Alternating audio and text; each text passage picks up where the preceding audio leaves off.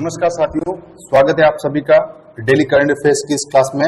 मैं हूं राम प्रताप सिंह और इस वीडियो में हम 4 जून 2021 को घटित होने वाली सभी बड़ी खबरों की चर्चा करेंगे जो आने वाली सभी प्रतियोगी परीक्षाओं के लिए समान रूप से उपयोगी रहने वाली है।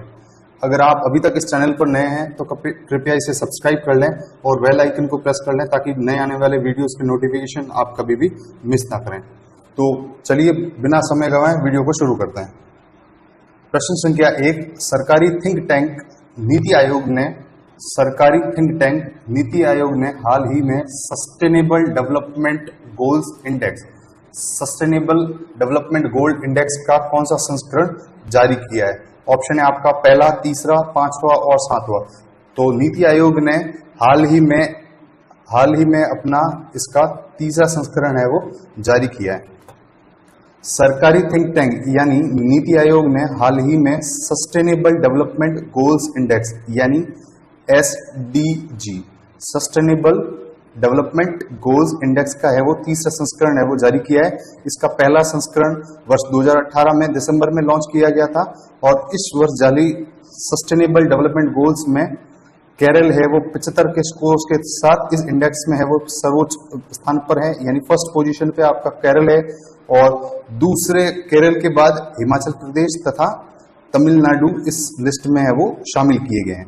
तो आपको ध्यान रखना है कि नीति आयोग के द्वारा जो SDG यानी सस्टेनेबल डेवलपमेंट गोल इंडेक्स है वो जारी की गई है, तो इसका भी है वो तीसरा संस्करण जारी किया है और तीसरे संस्करण के अंदर भी है वो केरल जो है यानी केरला जो है वो सबसे नंबर 1 पर है वो इस इंडेक्स के अंदर नंबर पहले पायदान पर है वो इसको रखा गया है। जान लेते हैं नीति आयोग के बारे में, किस प्रकार की संस्था है। तो नीति आयोग का पूरा नाम होता है आपका national institution for transforming India. NITI Aayog का पूरा नाम है national institution for transforming India. NITI Aayog का सबसे पहले नाम था आपका प्लानिंग कमीशन यानी योजना आयोग जिसका नाम बदलकर 1 जनवरी 2015 को इसका नाम बदलकर है वो नीति आयोग रख दिया गया। यह एक इस प्रकार का आयोग है जिसका कार्य होता है राष्ट्र की नीति को है वो निर्धारण करना, इस आयोग का मुख्यतः काम होता है। और इस आयोग का जो अध्यक्ष है वो खुद है वो प्रधानमंत्री होते हैं। तो नीति आयोग का जो अध्यक्ष है वो भी प्राइम मिनिस्टर मोदी हैं। ठीक है, ये आपको ध्यान रखना है। और इस आयोग के बारे में जानकारी ले लेते हैं कि अभी हाल फिलहाल में यानी करंट में नीति आयोग के जो डिप्टी चेयरमैन है यानी उपाध्यक्ष हैं वो डॉक्टर राजीव कुमार है। डॉक्टर राजीव कुमार जो हैं वो भारत में नीति आयोग के हैं वो उपाध्यक्ष है वो अभी फिलहाल हैं। ठीक है, और वाइस चेयरमैन है वो अभी डॉक्टर राजीव कुमार है। डॉक्टर राजीव कुमार जो वाइस चेयरमैन है इस नीति आयोग के वाइस चेयरमैन का जो ओहदा है वो कैबिनेट मिनिस्टर के बराबर का होता है। ठीक है, ये भी आपको ध्यान रखना है। बढ़ते अगले प्रश्न की तरफ। प्रश्न संख्या 2, लेफ्टिनेंट जनरल प्रदीप चंद्र नायर को भारत के सबसे पुराने किस अर्ध सैन्य बल का महानिदेशक नियुक्त किया गया है? तो इसी प्रश्न का उत्तर सही हो जाएगा आपका असम राइफल्स। यानी लेफ्टिनेंट जनरल प्रदीप चंद्र नायर को भारत के सबसे पुराने अर्ध सैन्य बल यानी असम राइफल्स का है वो महानिदेशक यानी डायरेक्टर जनरल है वो नियुक्त किया गया है। यह अर्ध सैन्य बल सुरक्षा मुहैया करवाने, जन कल्याण और विकास कार्यों में मदद करने के लिए महत्वपूर्ण भूमिका निभाता है। यानी नॉर्थ ईस्ट के जितने भी यानी पूर्वोत्तर के जितने भी राज्य है उसके अंदर है वो जन कल्याण के कार्य करना तथा सुरक्षा मुहैया करवाना इस अर्धसैनिक बल की है वो सबसे महत्वपूर्ण जिम्मेदारी रहती है। देख लेते हैं असम राइफल्स के बारे में और क्या जानकारी है वो महत्वपूर्ण हो सकती है। तो आपको ध्यान रखना है कि ये भारत का सबसे है वो पुराना है वो अर्धसैनिक बल है, यानी ओल्डेस्ट पैरामिलिट्री फोर्स है वो अर्धसैनिक बल है, जिसका गठन है वो 1835 को किया गया था। और इस अर्धसैनिक बल यानी असम राइफल्स का जो है वो मुख्यालय है वो इम्फाल में है। इसका जो मुख्यालय है वो इम्फाल में स्थित है। और हाल ही में लेफ्टिनेंट जनरल प्रदीप चंद्र नायर को है वो असम राइफल्स का है वो डायरेक्टर जनरल यानी महानिदेशक नियुक्त किया गया। प्रश्न संख्या 3, केंद्र सरकार ने हाल ही में किस शहर में स्थित कोरोना वैक्सीन निर्माता कंपनी बायोलॉजिकल ई से 30 करोड़ डोज खरीदने के लिए करार किया है?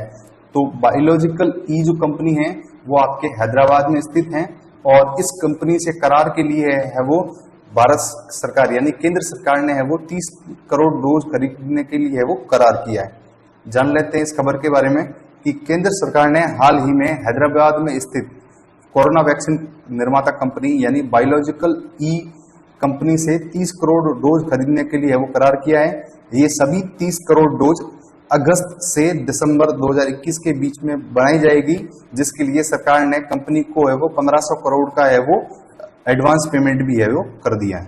ठीक है, आपको ध्यान रखना है कि बायोलॉजिकल ई कंपनी है वो आपके हैदराबाद में स्थित है और डॉक्टर हर्षवर्धन जो कि यूनियन हेल्थ मिनिस्टर हैं, उनके द्वारा है वो इस कंपनी को है वो एडवांस 1500 करोड़ का पेमेंट है वो दे दिया गया है ताकि वो आने वाले महीनों में है वो 30 करोड़ वैक्सीन की डोज है वो बना सके।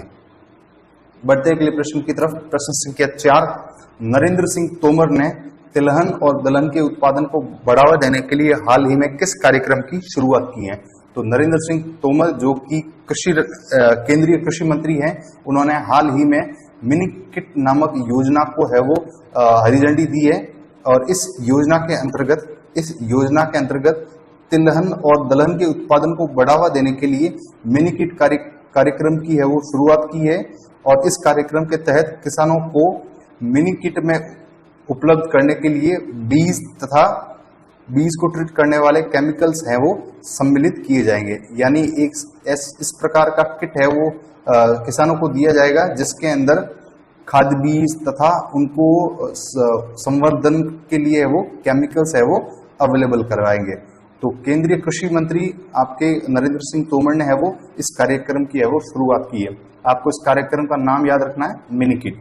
तो मिनी किट जो है वो आपके खाद बीज से संबंधित इन बीजों से वो इनका संबंध है।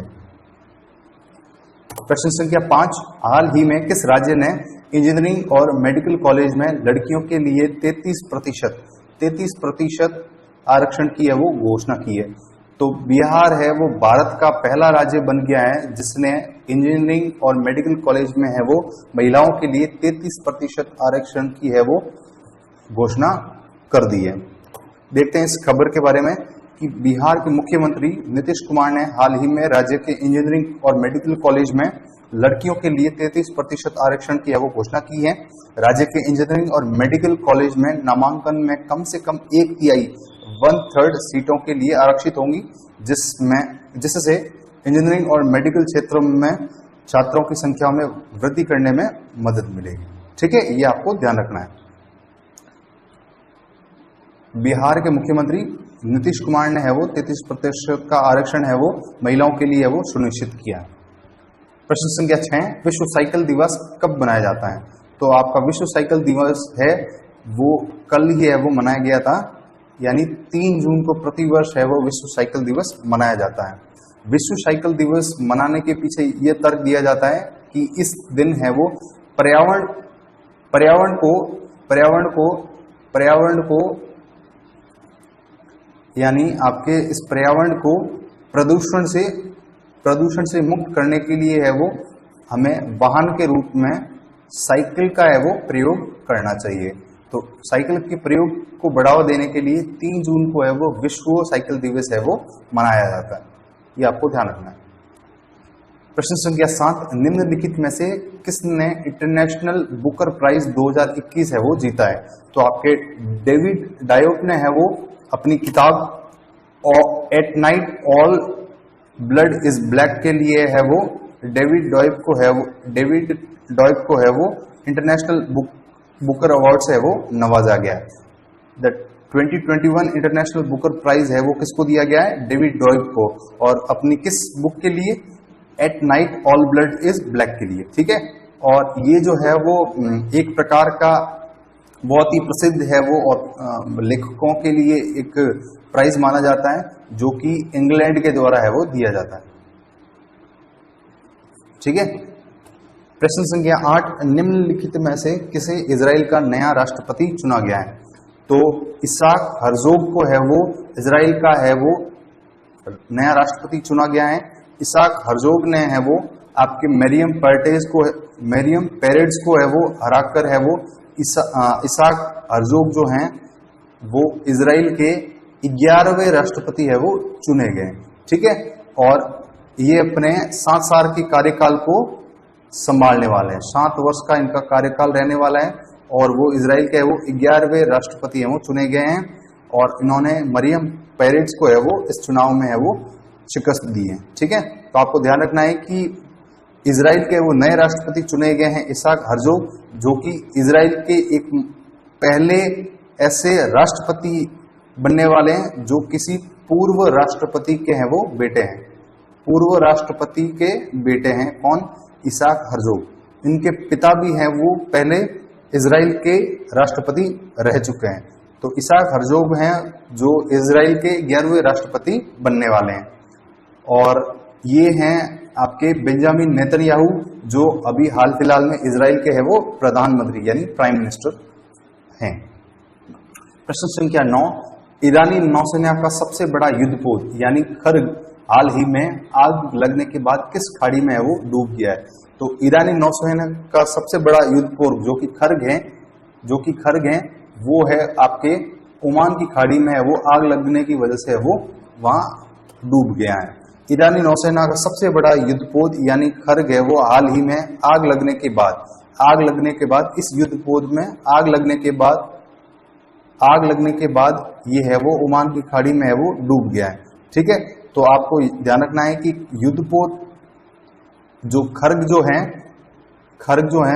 खर्ग युद्धपोत है वो आपका ईरान का है वो सबसे बड़ा नौसेना का एक युद्धपोत है जो कि आग लगने की वजह से है वो ओमान की खाड़ी में है वो डूब गया है। और इस युद्धपोत का नाम जो है वो खर्ग द्वीप के नाम पर रखा गया है। खर्ग द्वीप है वो आपके ईरान में ही स्थित है। ईरान में स्थित खर्ग द्वीप के नाम पर इसका नाम रखा गया है खर्ग युद्धपोत, जो कि ईरान का एक है वो मुख्य टर्मिनल भी है वो माना जाता है। आज का आखिरी प्रश्न संख्या 10, इंडियन एयरफोर्स का अगला उप प्रमुख यानी वाइस एयर मार्शल VSC है वो किसे नियुक्त किया गया है? तो विवेक राम चौधरी को है वो भारतीय एयरफोर्स यानी इंडियन एयरफोर्स का है वो नया वाइस एयर मार्शल यानी उप प्रमुख है वो चुना गया है। हाल फिलहाल वो HS अरोरा है वो यानी फिलहाल अभी उप प्रमुख कौन है आपके? HS अरोरा, जो कि विवेक राम चौधरी इनकी जगह है वो 30 जून को है वो इनकी जगह उप प्रमुख का है वो पदभार संभालने वाले। 30 जून 2021 से है वो अपना पदभार संभालने वाले, यानी HS अरोरा 30 जून तक उप प्रमुख रहने वाले हैं। और इनके बाद है वो विवेक राम चौधरी जो कि वेस्टर्न एयर कमांड के है वो चीफ हैं, उनको है वो ये महत्वपूर्ण जिम्मेदारी सौंपी गई है, जो कि भारतीय एयरफोर्स के है वो उप प्रमुख है वो बनने वाले हैं। 30 जून से वो अपना पदभार ग्रहण करने वाले हैं। ऑप्शन संख्या 4 जो दे रखा है RKS भदौरिया ये हाल फिलहाल में भारतीय वायुसेना यानी इंडियन एयरफोर्स के हैं वो एयर चीफ मार्शल है। एयर चीफ मार्शल है वो अभी कौन है? RKS भदौरिया। ठीक है, तो ये आपको ध्यान रखना है। आज के इस वीडियो में इतना ही। उम्मीद करूंगा ये वीडियोस आपको अच्छे लग रहे होंगे, तो कृपया इसे लाइक करें, शेयर करें और अपने महत्वपूर्ण सुझाव है वो कमेंट के माध्यम से आप जरूर मुझ तक पहुंचाने का प्रयास करें। आज के इस वीडियो में इतना ही। अपना ख्याल रखें, सुरक्षित रहें। धन्यवाद।